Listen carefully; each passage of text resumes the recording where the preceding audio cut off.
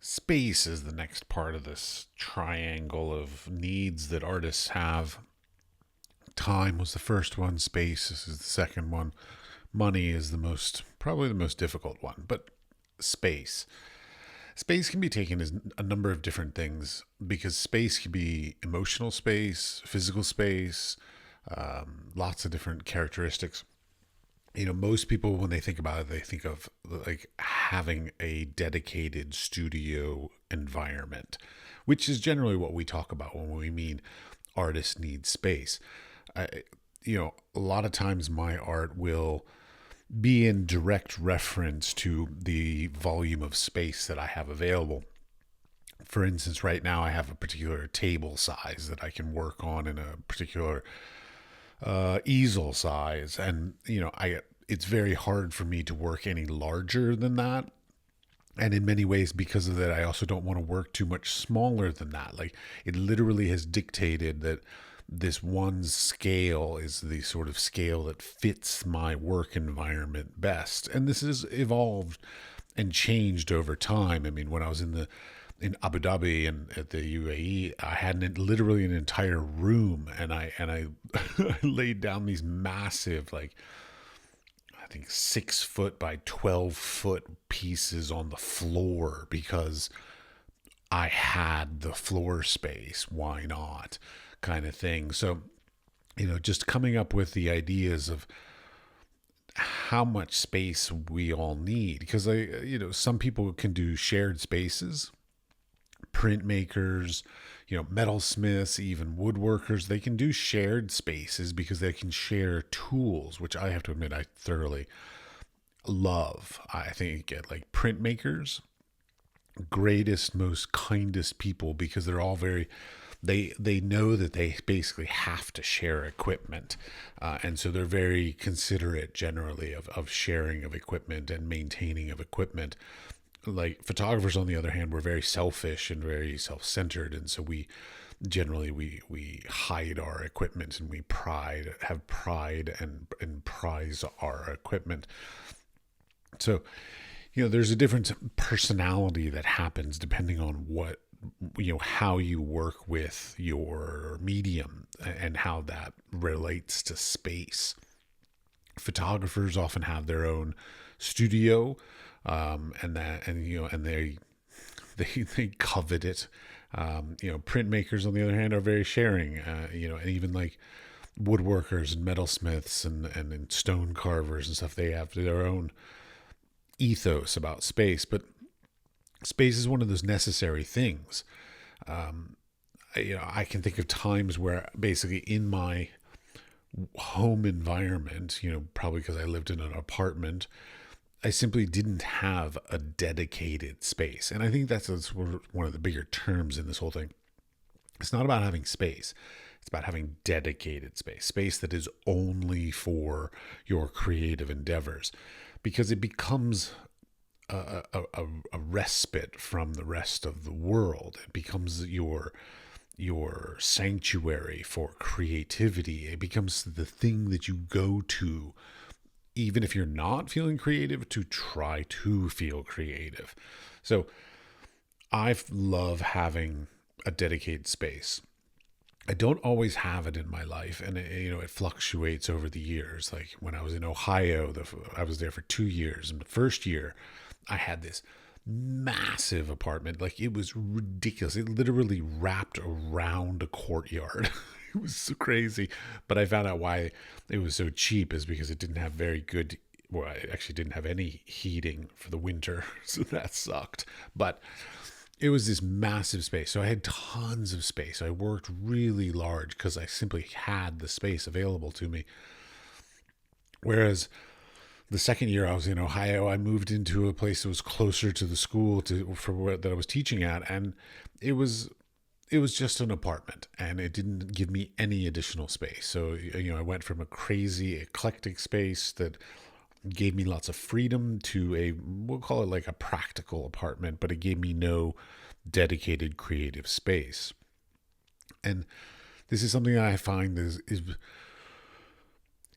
very important if you're invested in your creative endeavors. So like if you're just doing it as a hobby and you just want to enjoy it as a thing to relax, then you don't necessarily need this dedicated space. But when you change to become something a bit more important in your life, so either it's financially helpful, emotionally helpful, whatever kind of thing that sort of elevates your work beyond just a hobby, then that's when you need a dedicated space.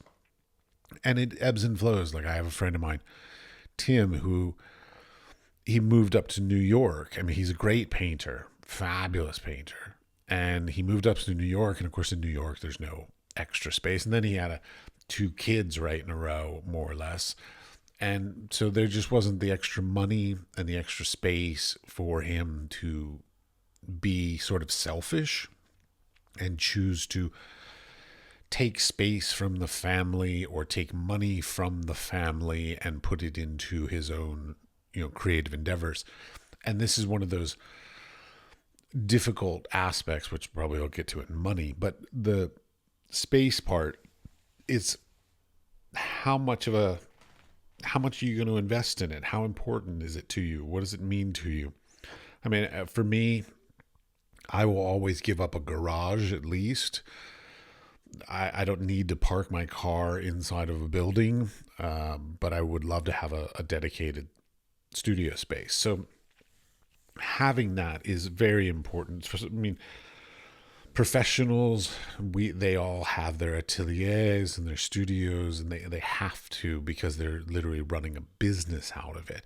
And this is a certain thing, and this is a different issue of arts being a business versus being creative. And this is a struggle that we all go through, and I go through as well. Is like, to me, it's an emotional expression of sort of the path of life that I'm going through, and all the trials and travails and benefits and whatever else. But it's a roadmap of my life, looking at my work. But on the other side of that, I am also, once it's a completed piece of art, it is a commodity, and I have to accept that part of the arts industry and the business of the arts, which is a very important part that I have neglected for many years, and I'm trying my best to not neglect it and sort of be more proactive in it.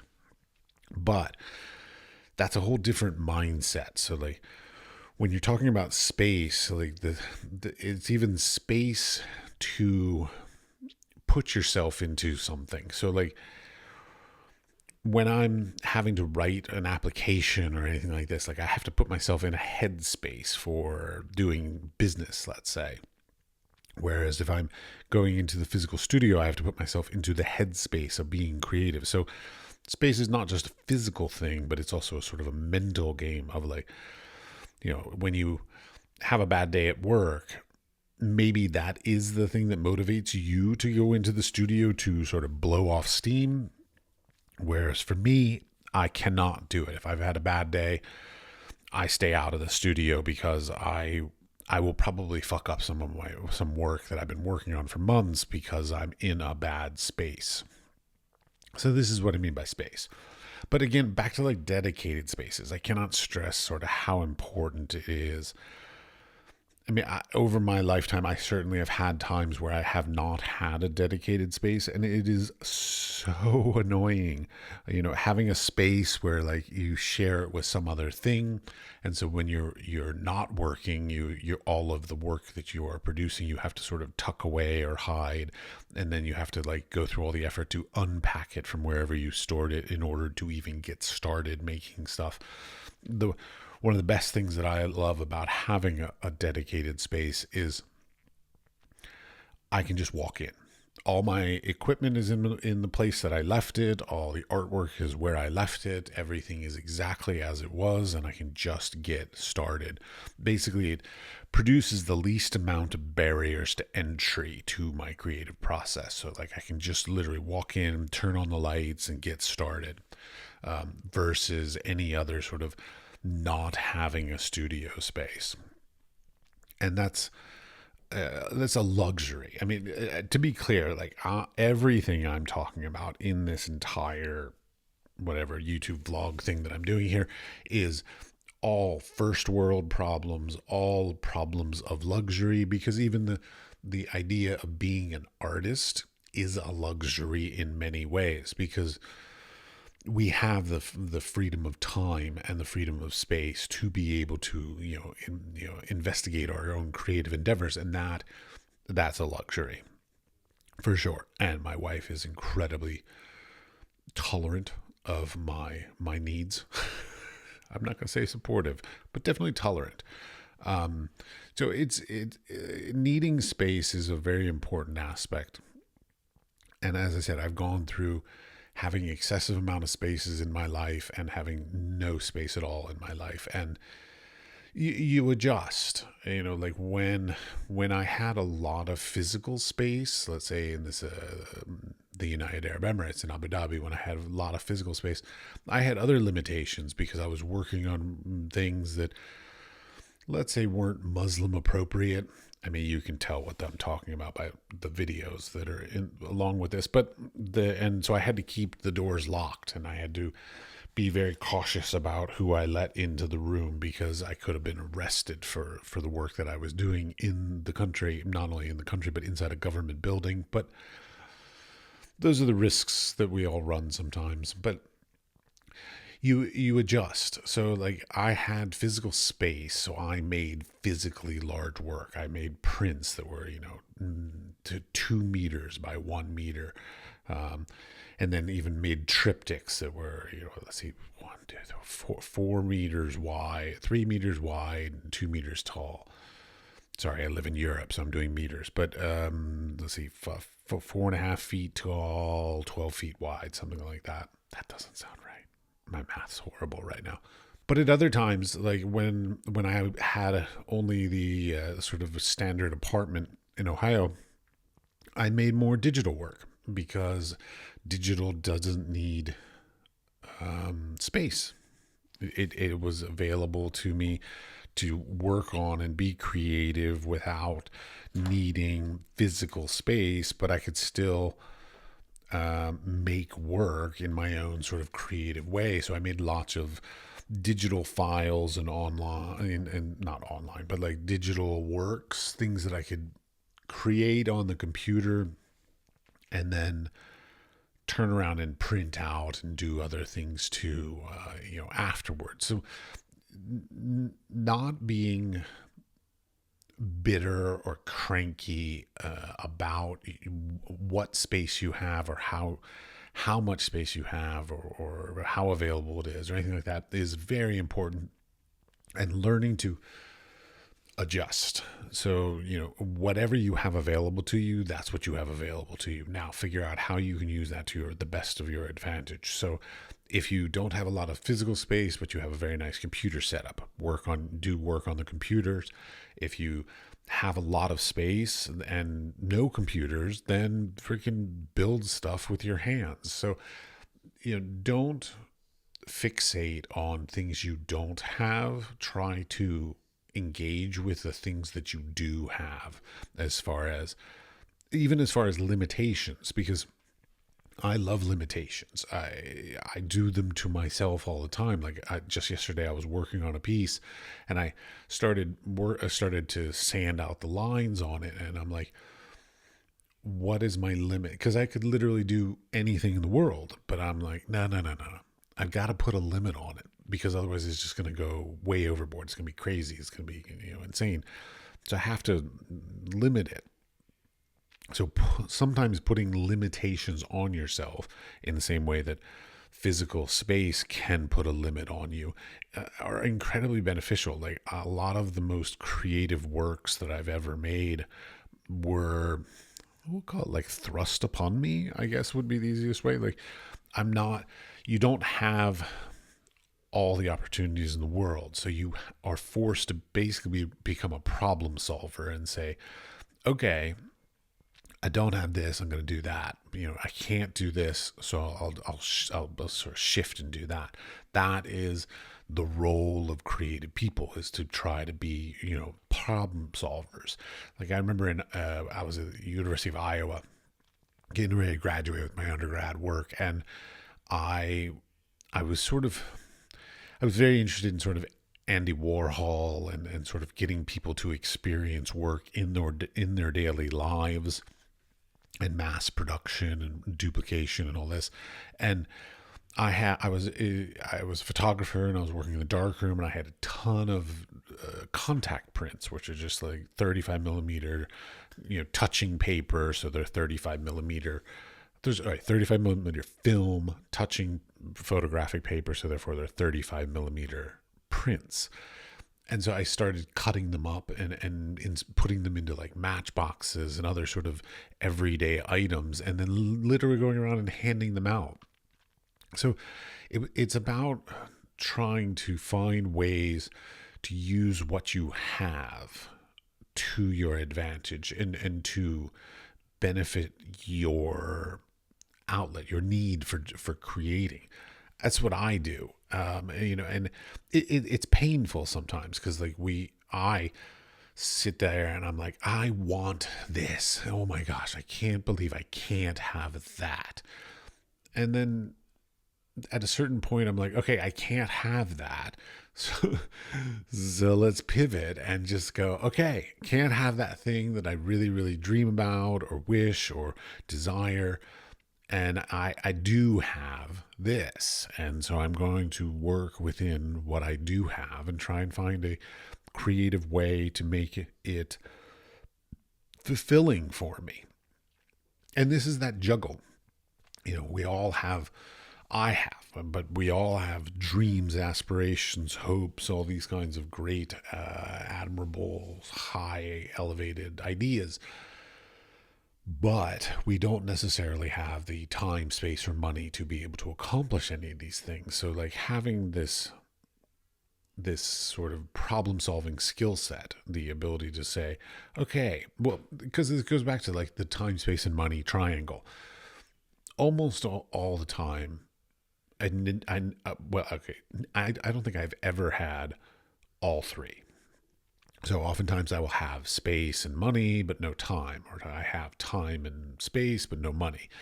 So it's almost incredibly rare to have all three of those things. I can think of only one time in my life that I had all three of them. And just to be clear, that was only like 3 weeks, because it was a time when I was in the United Arab Emirates. I had a huge studio. I had lots of money because they paid a ton of money for that job. And the school was on recess. So I had 3 weeks where there were no students in the entire campus. And so I had nothing but time, space, and money available to me. And it was absolutely magnificent. And I was in my studio from morning until night every single day, like from sunrise to sunset every day. It was so much fun. But it's very rare.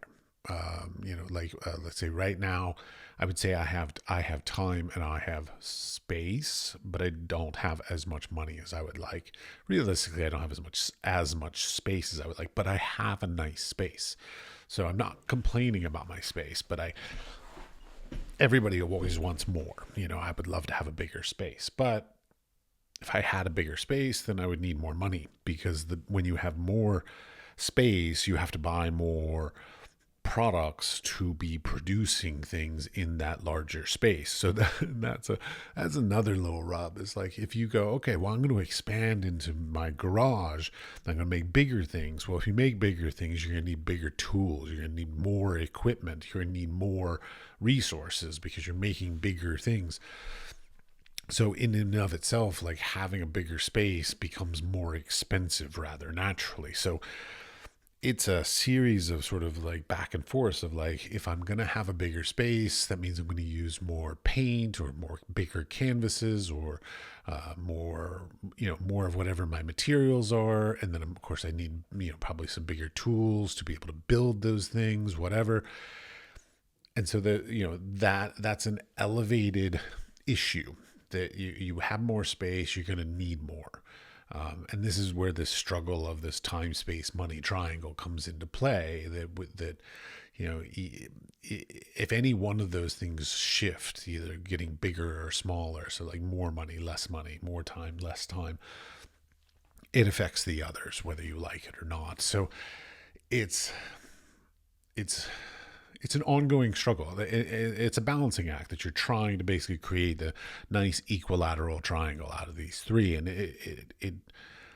it's not easy. And trying to keep it balanced is the thing you're shooting for. You want to have all three in equal parts, but it's not necessarily readily available, and it takes effort and planning and all these kinds of things in order to try to do your best to keep it balanced. Now, but also there's space on in different terminology. There's what could be referred to as like head space or mental space or any kind of sort of emotional, mental capacity or abilities. Like when I work a job that basically I end up taking it home. So like at the end of the day, I'm still annoyed, stressed, anxious, busy, even just like, you just don't get enough time off kind of thing. I find it very difficult to be able to fit in my creative practice into that because I need space. I need space away from life. Sometimes I need space away from the stresses of work, the stresses of other parts of life. And I like to be already in a good headspace, a mental game space. Well, I'm trying to fit the word space in here because that's the title of this, but I like to be in a good head place, a good mental thought pattern when I go into the studio. If I go into the studio already in a bad mood or already stressed or anxious or whatever other thing that life throws at me, I often find that I do really bad work. And on the other hand, I know people who like going into their studio angry is what they need. And they do their best work when they go in there in a charged emotional state. That's not me, but it does work for some people, and that's great. So, I mean, basically, I'm telling you about like what my experience is, and your experience is going to be different. And so the point is to find what your space is, figure out what your sort of most effective or most efficient or most expressive mental state to be in doing creative work is for you, and then play into it. Embrace it. Don't be like, I only can work when I'm angry. Like, okay, great, you can only work when you're angry. There, move on, do it, embrace it. It's one of those struggles that we all like, because we want everything to be easy, and we want it to be very straightforward and very much like everyone else and normal and all these kinds of things. But it's, I'm only speaking from myself in this position, but I'm not normal. Like, by society's standards, I'm not normal. I am, definitely on the fringe of societies in many ways. And that, I think that's what a lot of creatives are. And that's sort of one of the things that we're really good at is turning a mirror to society, looking back at society, because generally we're not part of it, or we have our own unique perspective or twist or interpretation on society. I mean, I grew up in the church. Like, that sounds really weird when I say that, but I mean, like, I literally grew up in a church. Like, my dad was a priest. And so, like, when my dad would pick me up from school, he would take me to the church, and while he finished up some work for the day, and I just sort of hung out in the church. So it's not like I hung out in a religious manner at the church, but it was like my play place. I would play hide and go seek in the church. I would play tag in the church. So, like, I grew up in the church. And the church is very metaphorical and allegorical. And so like a lot of my work and a lot of artists' works throughout history are very metaphorical and allegorical. It's incredibly difficult to sort of put yourself directly in the line of fire. So, putting your heart on your sleeve, letting the world, making yourself that vulnerable and that exposed is emotionally difficult. I don't do it very well. I love talking, or I love making art allegorically and metaphorically. Like that is pretty much my entire life. And so what? That's it. That's what that person does. So like when you go and you see a Willem de Kooning painting, like yeah, he didn't like women. Okay, that's what he does. Like, and you just go with it. You don't criticize or judge or anything like that. I mean, you can, but then you're missing the point. So having that space to just be you, just do you, whether it's, a physical space, a mental space, or whatever kind of space is really important to the creative health for us all. Like, I find that I need a space. Some people don't. Like I know some people that just don't need space to work, and wow, good for you. I even know a number of artists here in Europe that like don't have studios per se, but what they do is they like apply for residencies and grants, and they only get a space to work basically when they get a residency, and they go to the residency, and then therefore they have a place to work, or they get a grant to pay for a project, and so they only get a space when they have a project. So a bit more, they come up with an idea, they pitch the idea, and then they get funded for that project, and then they work. That is not my American background of how to do this, but it is a way to do it, and I kind of envy it in some ways, but I can't do it personally. It's just not my way. So having space is, again, part of that little trifecta of trying to find that nice balance in life. Mental space, physical space, very important. With space, here's another one that like really, I debate this with many, many, many, many people, but I'm a fan of buying or owning. You can get it however you want. The appropriate tools. I cannot stress how much like having the right tool will make your life so much easier. So whatever thing you're doing, so like whether it's an extremely expensive paintbrush, or it's a very expensive woodworking tool, or a metal welding device, or whatever it is, buying the right tool will just make the process of doing whatever it is you want to do more effortless. And this is one of those things that like whenever I'm creating anything, like you want to try to make it so that the barrier to the creation of the thing, so like the thing that is between your hand and the end product.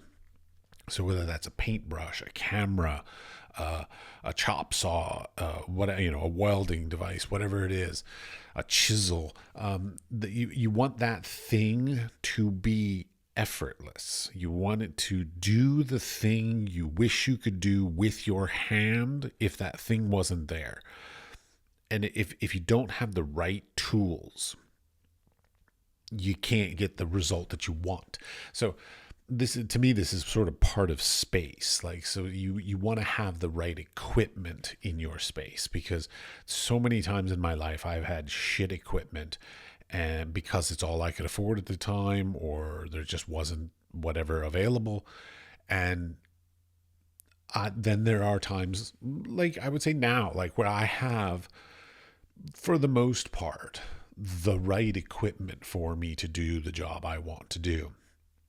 And it's magnificent having the right equipment. I cannot stress it enough, because it as I said, it's sort of it removes a barrier of creation. Like when I pick up a tool that I own now, I know that it will create the result that I desire without any concerns or any fears of like, will this do this? Is this the right thing? Blah blah blah.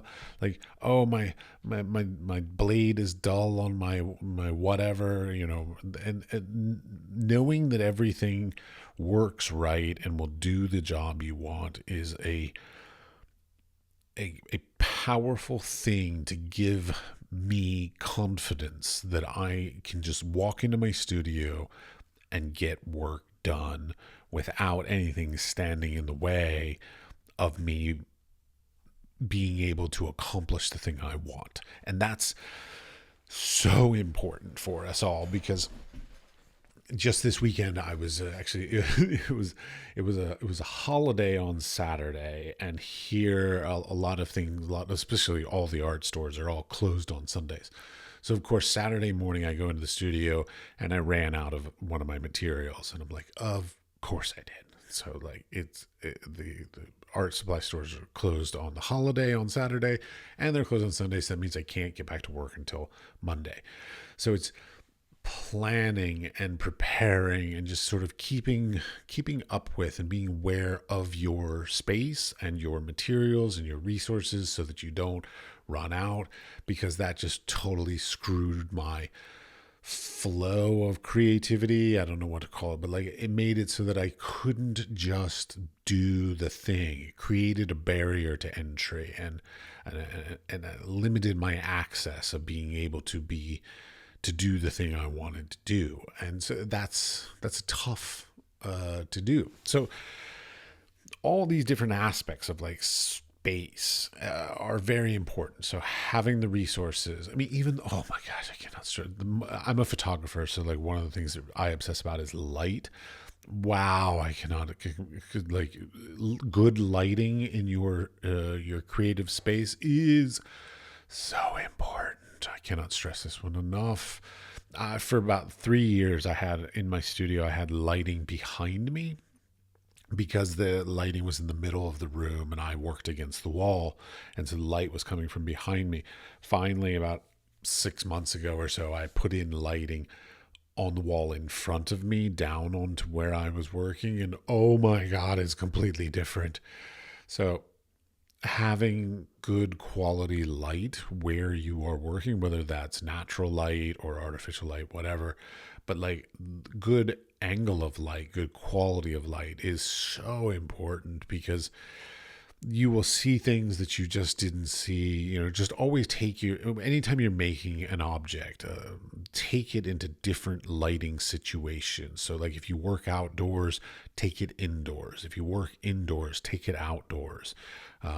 Look at it at different times of day, at different angles, especially if you do like two-dimensional work, put it on a wall and look at how it looks with lighting on a wall, because you may not be working on it on a wall or sort of on that vertical plane, but that's how people will interact with it. So you want to know how that's going to work with light. Lighting. I love lighting, but boy, it can be a real pain, especially when you're trying to like photograph artwork and document artwork for the internet, because the internet's a color battlefield. But that's a different issue for a different day. So space, how important it is, all the different little nuances of space between your limitations, your opportunities. I run into them all the time. And I think we all do. And as I said, the most important is trying to find that right balance between the trifecta of time, space, and money, in order to make it so that the act of going in your studio, what I would call is effortless. Like that there's no barrier to entering your studio, that you have the ease of walking in and just sort of melting into, this is my place to be this, and I don't want anything to interfere with that. Like I have the weird, dumb luck. Like my wife is not going to come interfere in my studio because my studio has spiders in it and she's afraid of spiders. So my wife will never come into my studio and interrupt me. It's kind of nice. But on the other hand, I'd like my wife to come into my studio. So there's a little back and forth on that. But everybody needs to find their own place on that. As with most things in the arts industry, there is no perfect answer. There's no, you must do this. This is the right thing. It's the ongoing struggle of finding what is appropriate for me right now with these opportunities, resources, limitations in order to create what I think is the most effective expression of my art. And that changes over time. So, what works for me now may not work for me 5 years from now. And that hopefully will be true with all of you, because one of the saddest things that I find in the arts is when artists get stuck in ruts. I refer to them as ruts, basically, when they become famous for a thing or they become known for a thing and then they never change. They just continually sort of repeat themselves for the rest of their careers. I find that very sad. I feel like we should always be growing and evolving and changing and looking at the world in new ways. So that's what I'm trying to help get into my own head, remind me of these things that I often forget, and that's what this vlog, I guess, is all about, is reminding me of the things that I forget or I neglect, and hopefully sharing something with you all that is new or different or unique perspective for you. So I hope you have fun in the studio.